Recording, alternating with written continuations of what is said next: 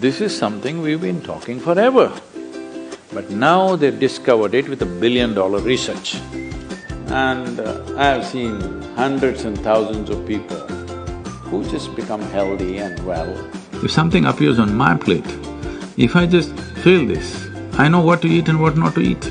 You eat something today and see, just learn to observe how agile and how active your body feels after eating this food.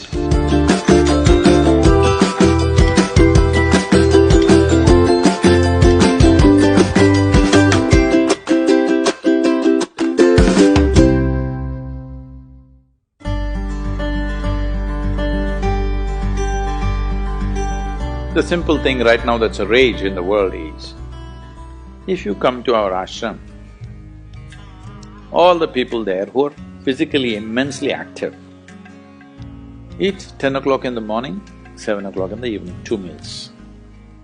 How many doctors have been telling me that they will die of malnourishment, this will happen, that will happen, you must do this, you must do that.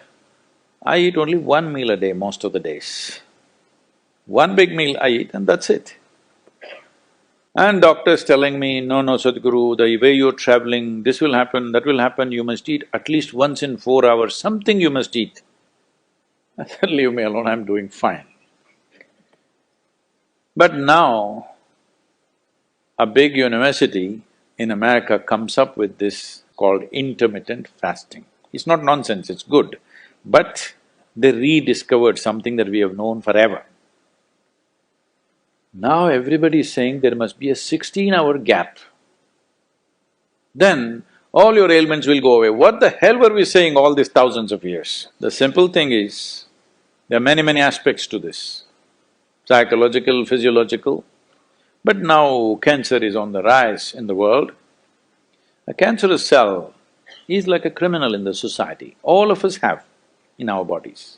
Only if they become… their concentration becomes more than what they should be, or they gang up and locate themselves in one place, they become like organized crime. There are pickpockets in Kochi, I'm sure. Hello? There are small-time criminals, individually operating in twos and threes. We don't take it very seriously, we leave it because it happens. But suppose all 100 of them got organized into a organized crime, now we will crack down. Because we know now it becomes a threat to the society. Similarly, cancerous cells are like this. Criminals, they're moving around, doing some damage. Their only problem is, right now, they're generally eating about 8 to 12 times more than what the other cells are eating. So if you just give sufficient break between one meal and the other, most of them will die because they cannot survive. This is something we've been talking forever. But now they've discovered it with $1 billion research. And I've seen hundreds and thousands of people who just become healthy and well simply because they're not fueling up all the time when the tank is filling. In the yoga center, all the time people are physically active.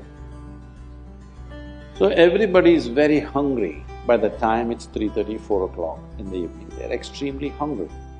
But we learn to live with that because empty stomach and hunger are two different things. Hunger means your energy levels start dropping. But empty stomach is a good thing. In the yogic sciences, today modern science also is coming in line with this. But what we know by our experience, you will spend $1 billion to come there. Because research is all about how many $1 million, that's how it is. Your body and your brain works at its best only when your stomach is empty. So we always make sure we eat in such a way, how much ever we eat, our stomach must be always empty within 2 to 2.5 hours' time maximum.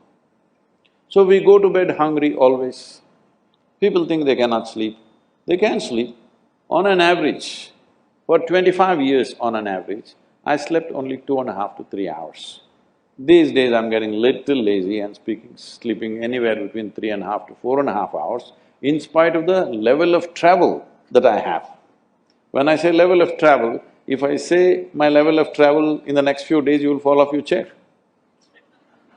Yes? Should I tell you? No, not necessarily.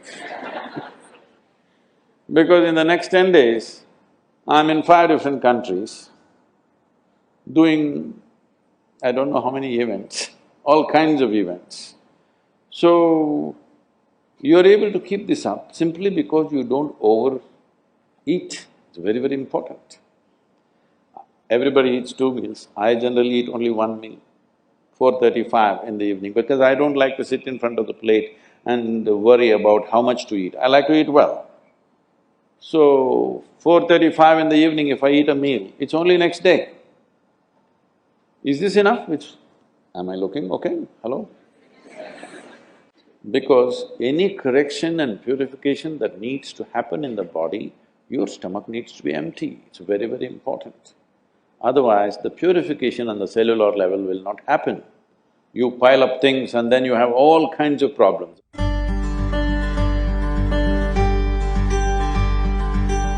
When you don't touch the food, you do not know what it is. If food is not good enough to be touched, I don't know how it's good enough to be eaten. So we should not have listened to our mothers and we should eat with our fingers because touching our food helps us stay in contact with it. The cleanliness of your hands is entirely in your hands. The cleanliness of the fork is not entirely in your hands. This is true.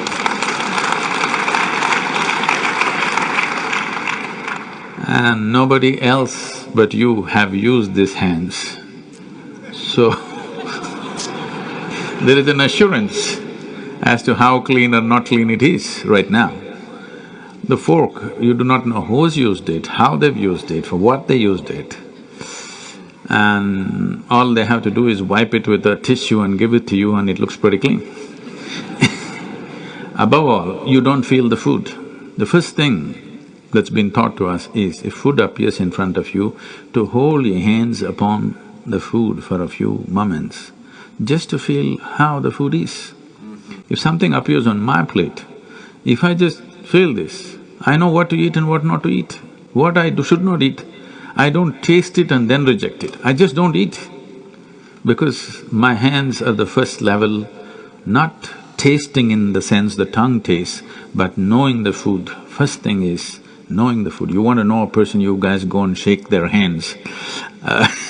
I'm usually avoiding that, but That's a good strategy. But the food that's going to become a part of you, first thing is your hands. Even if you physically don't touch it, just being conscious and being there, it clearly tells you how the food will behave within you. Whether this particular food on this particular day, should it go into you or not, because every day your body is not the same thing. Every day, every moment it's different. If you feel the food, you just know whether this food has to go into you on this day or not. If that much awareness is brought in, we don't have to go on telling people what they should eat. Every meal they must decide what they should eat in that meal. There is no one prescription that this is what you should eat for your life. That will feel too claustrophobic, that only this I can eat.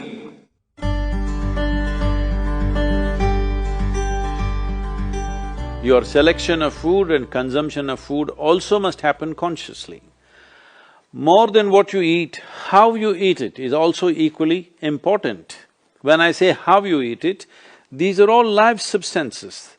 Every one of them had a life of their own, whether it's a plant, animal, vegetable, every one of them had a life of their own.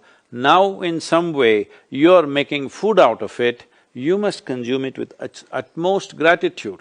If you approach it with a certain sense of gratitude and reverence towards the food that you eat, when I say reverence, it may feel like too much for you, but I'm asking you, let's say we put you in a room and you had nothing to eat for 5 days.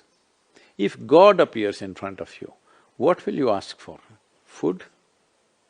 So that's how important it is. You must understand the food on your plate is not just a substance, it is not a material, it is not a commodity, it is life. It is the life-making material for you. So you must treat it as such.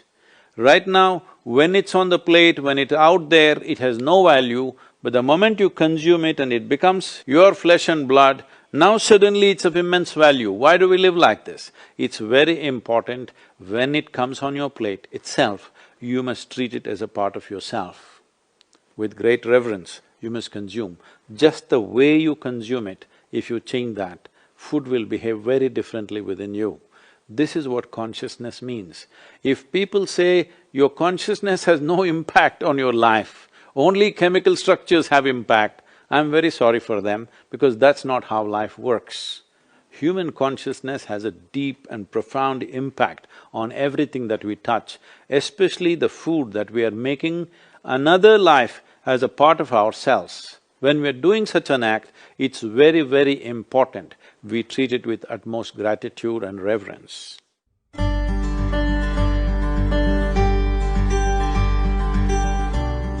I want to tell you, there is no such thing as good habit and bad habit. Habit means you are functioning unconsciously. If you are functioning unconsciously, that's a bad thing because the whole thing about being human is we are capable of doing things consciously.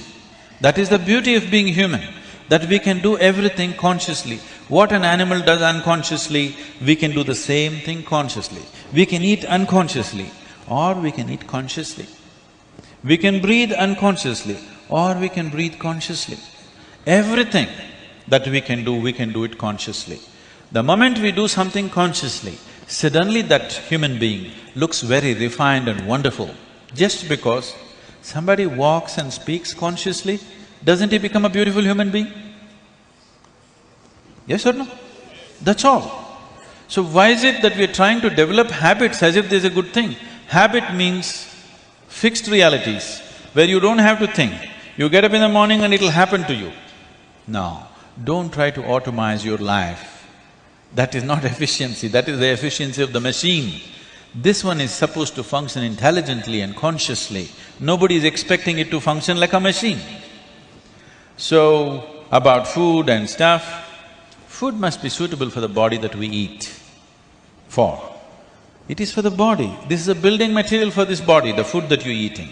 What is the appropriate food? Unfortunately, it's all messed up right now.